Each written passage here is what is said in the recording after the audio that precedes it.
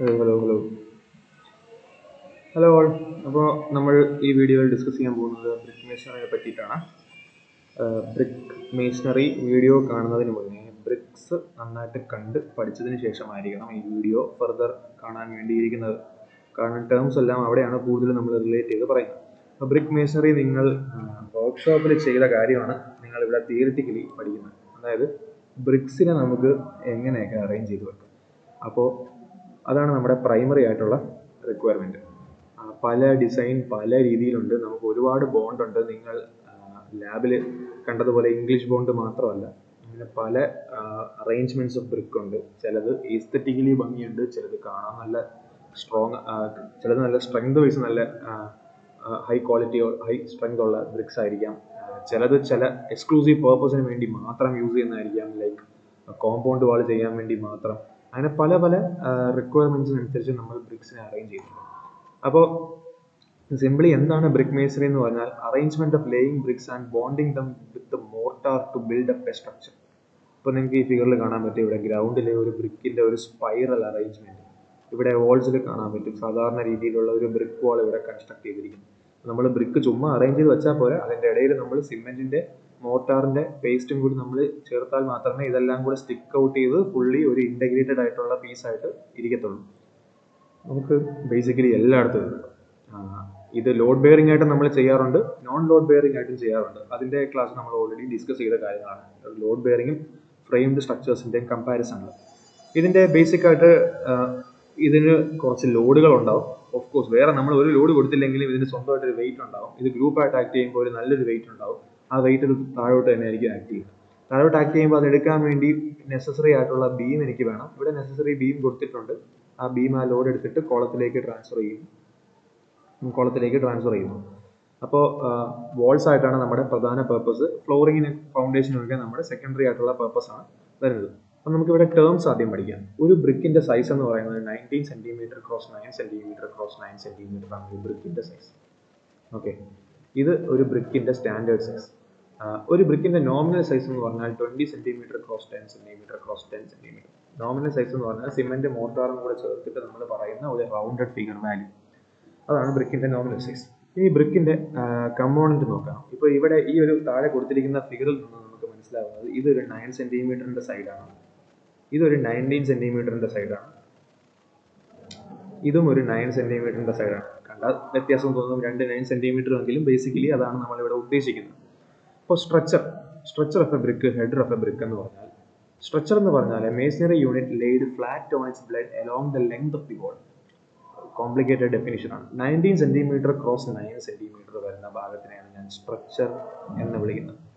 ഇതിനെയാണ് ഞാൻ സ്ട്രക്ചർ എന്ന് വിളിക്കുന്നത്. ഞാൻ ഈ റെഡിൽ മാർക്ക് ചെയ്തിരിക്കുന്ന പോർഷനെയാണ് ഞാൻ സ്ട്രക്ചർ ഓഫ് എ ബ്രിക്ക് എന്ന് വിളിക്കുന്നത്. ഓക്കെ, ഇനി ഹെഡർ എന്ന് പറയുന്നത് 9 സെന്റിമീറ്റർ ക്രോസ് 9 സെന്റിമീറ്റർ ഫേസ്. ഇത് 9 സെന്റിമീറ്റർ ആണ് സങ്കല്പിക്കുക, അങ്ങനെ ആവണം. ഓക്കെ, കണ്ടാൽ കുറച്ച് വ്യത്യാസം തോന്നും. അതിനെയാണ് ഞാൻ ഹെഡർ ഫേസ് എന്ന് വിളിക്കുന്നത്. ഓക്കെ, അപ്പോൾ ഒരു ബ്രിക്കിന് ഷുവർലി ഹെഡറും ഉണ്ടാവും, സ്ട്രക്ചറും ഉണ്ടാവും. ഓക്കെ, അപ്പോൾ നമ്മൾ ഒരു ബ്രിക്കിൻ്റെ പെർസ്പെക്റ്റീവിൽ എനിക്ക് ഒരു സൈഡിൽ നോക്കിയാൽ എനിക്ക് സ്ട്രക്ചർ ഫേസ് ആയിരിക്കും കാണാം. ഞാൻ ഇവിടെ നോക്കിയാൽ ഞാൻ സ്ട്രക്ചർ ഫേസ് ആയിരിക്കും കാണുന്നത്. ഞാൻ ഇവിടെ നിന്ന് നോക്കിയാൽ ഞാൻ ഹെഡർ ഫേസ് ആയിരിക്കും കാണുന്നത്. ഞാൻ ഇവിടെ നിന്ന് നോക്കിയാൽ ഞാൻ ഹെഡർ ഫേസ് ആയിരിക്കും. ഞാൻ മുകളിൽ നോക്കിയാൽ എന്തുമായിരിക്കും കാണുന്നത്? മുകളിൽ നോക്കിയാൽ ഞാൻ സ്ട്രക്ചർ ഫേസ് ആയിരിക്കും കാണുന്നത്. ഞാൻ 19 സെന്റിമീറ്റർ 9 സെന്റിമീറ്റർ എന്ന് പറയുന്ന ആ ഒരു ഫേസ് ആയിരിക്കും ഞാൻ അവിടെ കാണുന്നത്. അതാണ് ഹെഡർ സ്ട്രക്ചർ.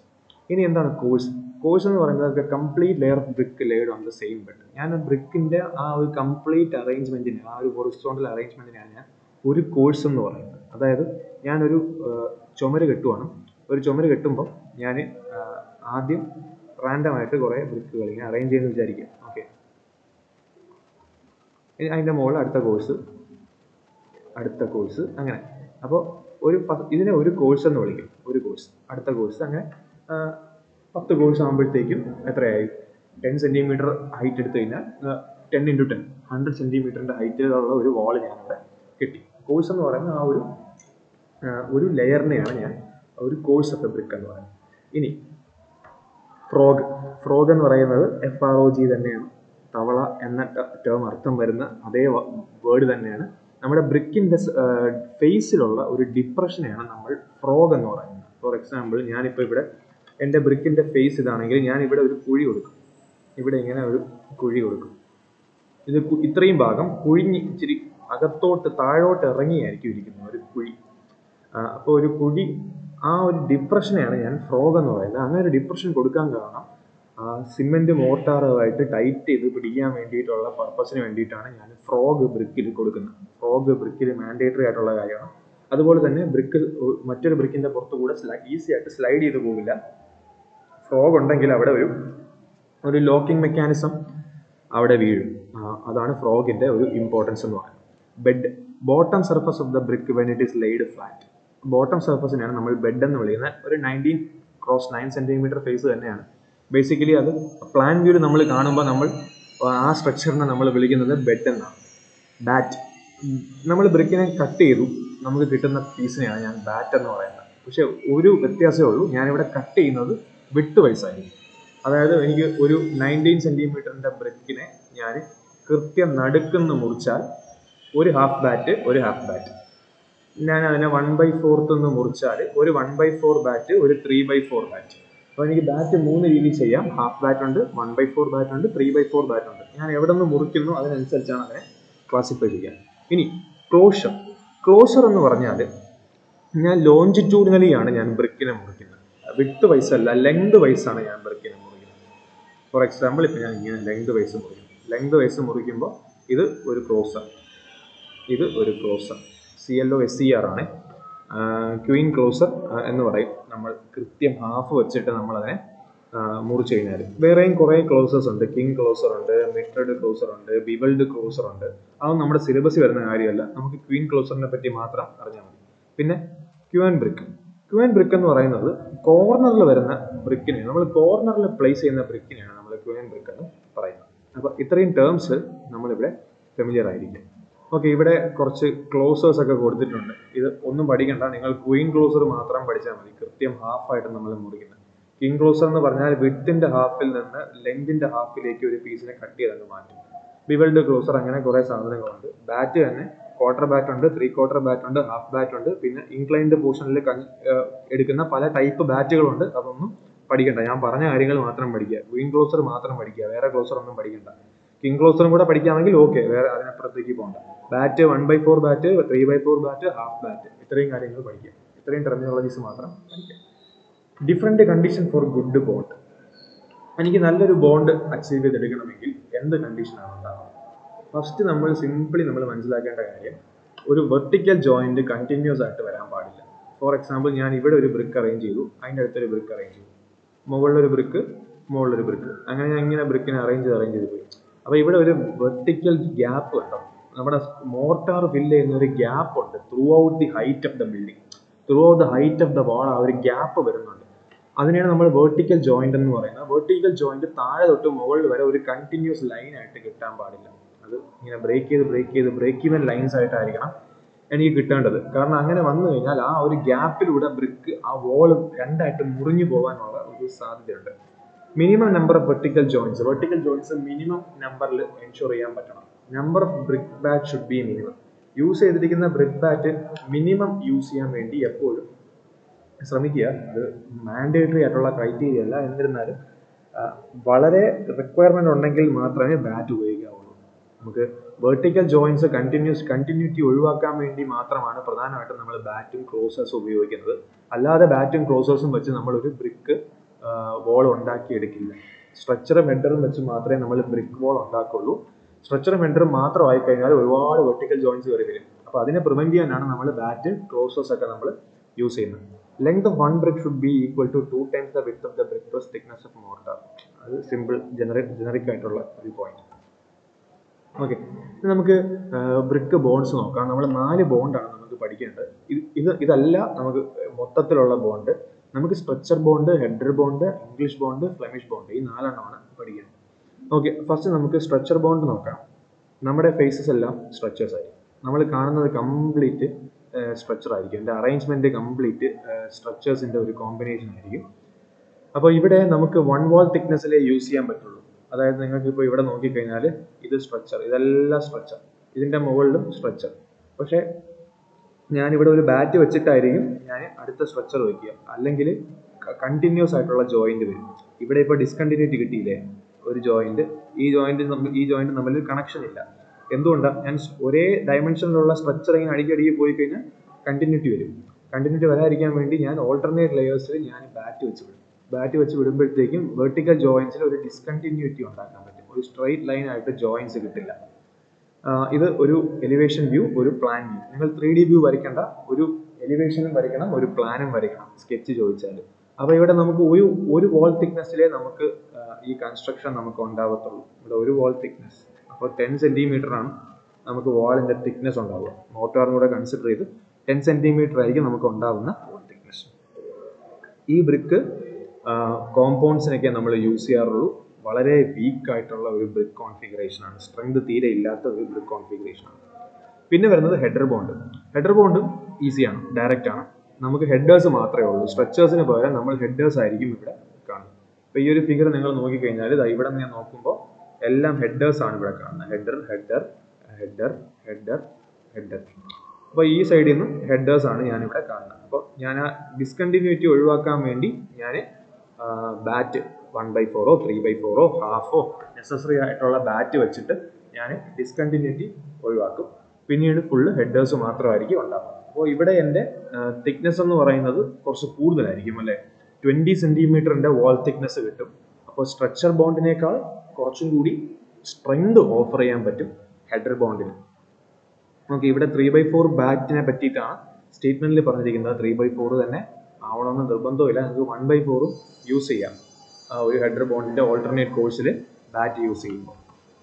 ഓക്കെ, അപ്പോൾ ഒരു എലിവേഷനും പ്ലാനും മാൻഡേറ്ററി. ഇനി ഇംഗ്ലീഷ് ബോണ്ട്. ഇംഗ്ലീഷ് ബോണ്ട് എന്ന് പറഞ്ഞാൽ ഇംഗ്ലീഷുകാർ കണ്ടുപിടിച്ചുകൊണ്ടാണ് നമ്മൾ ഇംഗ്ലീഷ് ബോണ്ട് എന്ന് വിളിക്കുന്നത്. ഏറ്റവും സ്ട്രോങ്ങസ്റ്റ് ആയിട്ടുള്ള ബോണ്ടാണ്. ഏറ്റവും സ്ട്രോങ്ങസ്റ്റ് ആയിട്ടുള്ള ബോണ്ട് ഫ്ലെമിഷ് ബോണ്ട് ഉണ്ട്, ഗാർഡൻ ബോൾ ബോണ്ട് ഉണ്ട്, റേക്കിംഗ് ബോണ്ട് ഉണ്ട്, ഹെറിംഗ് ബോണ്ട് ഉണ്ട്. അങ്ങനെ പല ടൈപ്പ് ബോണ്ട്സ് ഉണ്ട്. അതിനകത്ത് നമ്മുടെ സിലബസിൽ പറഞ്ഞിട്ടുള്ളതും പറഞ്ഞിട്ടില്ലാത്തതുമായിട്ടുള്ള എല്ലാ ബോണ്ടും നോക്കിയാലും ഏറ്റവും നല്ല സ്ട്രെങ്ത് ഉള്ള ബോണ്ട് എന്ന് പറയുന്നത് ഇംഗ്ലീഷ് ബോണ്ടാണ്. അപ്പോൾ ഇവിടെ എന്ന് പറയുന്നത് alternate courses of headers and structures ആണ് എനിക്കിവിടെ ഉണ്ടാവുക. ഓക്കെ, അതായത് ഒരു കോഴ്സ് ഹെഡർ വെച്ചാൽ അതിൻ്റെ അടുത്ത കോഴ്സ് സ്ട്രക്ചർ, അതിൻ്റെ അടുത്ത കോഴ്സ് ഹെഡർ, അതിൻ്റെ അടുത്ത കോഴ്സ് സ്ട്രക്ചർ. അതാണ് ഇവിടുത്തെ പ്രൈമറി ആയിട്ടുള്ള അറേഞ്ച്മെന്റ്. നമുക്ക് ഫിഗർ നോക്കാം. ഇപ്പോൾ ഫിഗർ നോക്കുമ്പോൾ ഇവിടെ പ്ലാൻ നോക്കിക്കഴിഞ്ഞാൽ ആദ്യം വെച്ചിരിക്കുന്ന ഫുള്ള് സ്ട്രക്ചേഴ്സ് ആണ്. ആദ്യത്തെ കോഴ്സ് ഫുള്ള് സ്ട്രക്ചേഴ്സ് ആണ്. ഇത് അങ്ങോട്ടുണ്ട്, ഞാനിത് കാണിച്ചില്ലെന്നേ ഉള്ളൂ. ഇതും ബേസിക്കലി സ്ട്രക്ചർ തന്നെയാണ്. രണ്ടാമത് വെച്ചിരിക്കുന്നതെല്ലാം ഹെഡേഴ്സ് ആണ്. അപ്പോൾ ഹെഡേഴ്സ് വെക്കുമ്പോഴത്തേക്കും എൻ്റെ 2 ഹെഡേഴ്സ് ആക്ച്വലി കറക്റ്റായിട്ട് ഞാൻ വെച്ചാൽ, ഇടയ്ക്ക് ഇന്റർമീഡിയറ്റ് ആയിട്ട് വേറൊന്നും വയ്ക്കാതെ ഞാൻ 2 ഹെഡേഴ്സ് വെച്ച് കഴിഞ്ഞാൽ 2 ഹെഡേഴ്സ് വന്ന് നിൽക്കുന്നത് ഇവിടെ ആയിരിക്കും. കറക്റ്റ് ആ ജോയിന്റ് തന്നെ വന്ന് നിൽക്കും. അപ്പോൾ ആ ഡിസ്കണ്ടിന്യൂറ്റി ക്രിയേറ്റ് ചെയ്യണമെങ്കിൽ ഇടയിൽ എന്തെങ്കിലും ഒരു സാധനം നമ്മൾ അവിടെ കയറ്റിയേ പറ്റും. അങ്ങനെ നമ്മൾ കയറ്റുന്ന സാധനമാണ് either 3/4 ബാറ്റ്, അല്ലെങ്കിൽ ബാറ്റിന്റെ പല ഫോംസ്, ക്ലോസേഴ്സ്. ഇപ്പം നമുക്ക് പ്ലാനിൽ നോക്കാം. പ്ലാനിൽ നോക്കിക്കഴിഞ്ഞാൽ കുറച്ചും കൂടി വ്യക്തമായിട്ട് വരും. പ്ലാനിൽ നോക്കുമ്പോൾ ഞാനിവിടെ ഒറ്റ കോഴ്സാന്ന് വിചാരിക്കുക ഈ പ്ലാൻ കാണിച്ചിരിക്കുന്നത്. അപ്പോൾ ഞാൻ ഇവിടെ നോക്കുമ്പോൾ എല്ലാം സ്ട്രക്ചേഴ്സാണ് കാണുന്നത് അല്ലേ, എല്ലാ സ്ട്രക്ചേഴ്സാണ് കാണുന്നത്. ഇവിടെ ഈ സൈഡിൽ നോക്കുമ്പോൾ എല്ലാം ഞാൻ ഹെഡേഴ്സാണ് കാണുന്നത്. അപ്പോൾ അതിൻ്റെ അടുത്ത ലെയറിലാണ് ഞാൻ അടുത്ത ഹെഡർ വയ്ക്കുക. നിങ്ങൾക്ക് നോക്കിക്കഴിഞ്ഞാൽ അടുത്ത ഹെഡേഴ്സ് കാണാൻ പറ്റും. പക്ഷേ ഇവിടെ ഞാൻ ചെയ്യുന്നൊരു കാര്യം, ഇവിടെ ഒരു ക്വീൻ ക്ലോസർ അതിൻ്റെ ഇടയിൽ കയറ്റി വയ്ക്കും. ക്വീൻ ക്ലോസർ ഇടയിൽ വെച്ചിട്ടാണ് ഞാൻ ഇവിടെ അടുത്ത ഹെഡേഴ്സ് വെച്ച് പോവുക. ഈ സൈഡിൽ നിന്നെല്ലാം സ്ട്രക്ചേഴ്സ്, ഈ സൈഡിൽ ഞാൻ കാണുമ്പോൾ അതിനെല്ലാം ഹെഡേഴ്സ് ആയിട്ടായിരിക്കും കാണുന്നത്. അങ്ങനെ ഞാൻ ഫുള്ള് അറേഞ്ച്മെൻറ്റ് ചെയ്യും. ഇവിടെ ഞാനൊരു 3/4 ബാറ്റ് വയ്ക്കും. 3/4 ബാറ്റ് വെച്ചിട്ടാണ് ഞാൻ അടുത്ത ഹെഡേഴ്സ് വയ്ക്കുക. ഇവിടെ ഇതെല്ലാം വയ്ക്കുമ്പോൾ മൊത്തത്തിൽ ഒരു 30 സെൻറ്റിമീറ്റർ ആയിരിക്കും ഇതിൻ്റെ തിക്നെസ് വരിക. ഈ സൈഡിൽ നിന്ന് 30 സെൻറ്റിമീറ്റർ തിക്നെസ് ആയിരിക്കും ഉണ്ടാവുക. അപ്പോൾ 30 സെൻറ്റിമീറ്റർ തിക്നെസ് ഉള്ള ഒരു അറേഞ്ച്മെൻ്റ് ആണ് നമുക്കിവിടെ ഉണ്ടാവുക. ഈ സ്കെച്ച് അതേപോലെ പഠിക്കുക. എനിക്ക് ഒരു പ്ലാനും ഒരു എലിവേഷനും വേണം. ബേസിക്കലി ഇത് രണ്ടും ഒന്ന് തന്നെയാണ്. ഈ സൈഡിൽ നിന്ന് ഹെഡർ കാണുന്ന രീതി, ഈ സൈഡിൽ നിന്ന് സ്ട്രക്ചർ കാണുന്ന രീതി, അത്രയേ ഉള്ളൂ വ്യത്യാസം. ഏതെങ്കിലും ഒരു എലിവേഷൻ പഠിക്കുക, അതിന് കറസ്പോണ്ടിങ് ആയിട്ടുള്ള ഏതെങ്കിലും ഒരു പ്ലാൻ പഠിക്കുക, അതിന് കറസ്പോണ്ടിങ് ആയിട്ടുള്ള ഒരു എലിവേഷനും വരയ്ക്കുക. ഓക്കെ, പിന്നെ വരുന്നതാണ് ഫ്ലെമിഷ് ബോണ്ട്. ഫ്ലെമിഷ് ബോണ്ടിലുള്ളൊരു വ്യത്യാസം എന്ന് പറഞ്ഞാൽ ഒരു കോഴ്സിൽ തന്നെ എനിക്ക് സ്ട്രക്ചറും ഹെഡറും ഉണ്ട്. ഇംഗ്ലീഷ് ബോണ്ടിൽ ഒരു കോഴ്സ് ഫുള്ള് സ്ട്രക്ചർ, അതിൻ്റെ അടുത്ത കോഴ്സ് ഹെഡർ, അതിൻ്റെ അടുത്ത കോഴ്സ് സ്ട്രക്ചർ, ഇങ്ങനെ ഓൾട്ടർനേറ്റീവ്ലി മാറിക്കൊണ്ടിരിക്കും. ഫ്ലെമിഷ് ബോണ്ടിൽ ഒരു കോഴ്സിനകത്ത് stretcher header, stretcher header, stretcher header, അങ്ങനെയാണ്. ഒരു കോഴ്സിൽ തന്നെയാണ് ഈ ഓൾട്ടർനേറ്റ് ആയിട്ടുള്ള ആ ഒരു ചേഞ്ച് നമുക്കിവിടെ വരുന്നത്. അതാണ് പ്രൈമറി ആയിട്ടുള്ള വ്യത്യാസം. ഓക്കെ, അപ്പോൾ ഫിഗർ നമുക്ക് നോക്കാം. ഫിഗർ നമ്മൾ നോക്കിക്കഴിഞ്ഞാൽ ഇപ്പോൾ ഇവിടെ എലിവേഷൻ നോക്കിക്കഴിഞ്ഞാൽ സ്ട്രക്ചർ ഹെഡർ സ്ട്രക്ചർ ഹെഡർ ആ രീതിയിലാണ് സ്ട്രക്ചർ ഹെഡർ ആ രീതിയിലാണ് ഇവിടെ പോകുന്നത്. നമ്മുടെ പ്ലാനിലേക്ക് വന്നു കഴിഞ്ഞാൽ സ്ട്രക്ചർ ഞാൻ ആദ്യം കാണുന്നു, പിന്നെ ഹെഡർ സ്ട്രക്ചർ ഹെഡർ സ്ട്രക്ചർ. അപ്പോൾ ഇവിടെ ഒരു ക്വീൻ ക്ലോസർ വെച്ച് ഞാൻ അതിൻ്റെ ഡിസ്കണ്ടിന്യൂറ്റി ക്രിയേറ്റ് ചെയ്യും. എന്നിട്ട് ഇവിടെ അടുത്ത സ്ട്രക്ചർ ഹെഡർ സ്ട്രക്ചർ. ഇപ്പോൾ ഫില്ല് ചെയ്യേണ്ട ഗ്യാപ്സ് ജോയിൻസ് ഡിസ്കണ്ടിന്യൂറ്റി ക്രിയേറ്റ് ചെയ്യാൻ വേണ്ടി ഞാനിവിടെ ഹാഫ് ബാറ്റ്സ് ആണ് ഞാനിവിടെ യൂസ് ചെയ്യുന്നത്. ഹാഫ് ബാറ്റ്സ് യൂസ് ചെയ്യുക, 3/4 ബാറ്റ്സ് യൂസ് ചെയ്തിട്ടൊക്കെയാണ് ഞാൻ ഈ കണ്ടിന്യൂറ്റി ഡിസ്കണ്ടിന്യൂറ്റി ഉണ്ടാക്കിയെടുക്കുന്നത്. അവിടെ നമുക്ക് 30 സെൻറ്റിമീറ്റർ ആയിട്ടുള്ള തിക്നെസ് ആയിരിക്കും ഉണ്ടാവുക. ഫ്ലെമിഷ് ബോണ്ടിനെ ഇംഗ്ലീഷ് ബോണ്ടായിട്ട് കമ്പയർ ചെയ്താൽ ഇംഗ്ലീഷ് ബോണ്ട് എന്ന് പറയുന്നത് സ്ട്രോങ്ങസ്റ്റ് ആണ്. ഫ്ലെമിഷ് ബോണ്ട് എന്ന് പറയുന്നത് എസ്തെറ്റിക്കലി കാണാൻ ഫ്ലെമിഷ് ബോണ്ടാണ്. എസ്തെറ്റിക്കലി കാണാൻ ഭംഗിയുള്ളത് ഫ്ലെമിഷ് ബോണ്ട്. അതാണ് ഇത് തമ്മിലുള്ള ഒരു വ്യത്യാസം. വേറെയും ബോണ്ടുകളുണ്ട്, ഡച്ച് ബോണ്ട്, ഗാർഡൻ ബോണ്ട്, അങ്ങനെ പല ടൈപ്പ് ബോണ്ടുകളുണ്ട്. അതൊന്നും നമ്മൾ പഠിക്കണ്ട. നമുക്കിവിടെ 4 ബോണ്ട് പഠിച്ചാൽ മതി. Structure bond, header bond, English bond, Flemish bond. ഇതിൻ്റെ എല്ലാത്തിൻ്റെയും സ്കെച്ചാണ് ഇമ്പോർട്ടൻറ്റ്. ഇതിനകത്ത് ഡിസ്ക്രിപ്റ്റീവായിട്ട് കാര്യമായിട്ട് എഴുതാനൊന്നുമില്ല. ഒരു 1 ലൈനർ 2 ലൈനർ ഒക്കെ എഴുതാനുള്ളൂ. അപ്പോൾ സ്കെച്ച്, എലിവേഷന്, പ്ലാൻ ഇത് വളരെ ഇമ്പോർട്ടൻ്റ് ആണ്. ഇത് നിങ്ങൾ വളരെ നേരത്തെ തന്നെ പഠിക്കുക. കാരണം നിങ്ങളുടെ എഞ്ചിനീയറിംഗ് വർക്ക്ഷോപ്പിനും പ്രോബബ്ലി ഇതിന് ചോദ്യം ഉണ്ടാവും. കാരണം അവിടെ നിങ്ങളുടെ എക്സ്പെരിമെൻറ്റിൽ പറയുന്നതാണ്. ഓക്കെ, അപ്പോൾ ഞാൻ ഈ വീഡിയോ ലെസൺ വൈൻഡപ്പ് ചെയ്യുകയാണ്. എല്ലാവർക്കും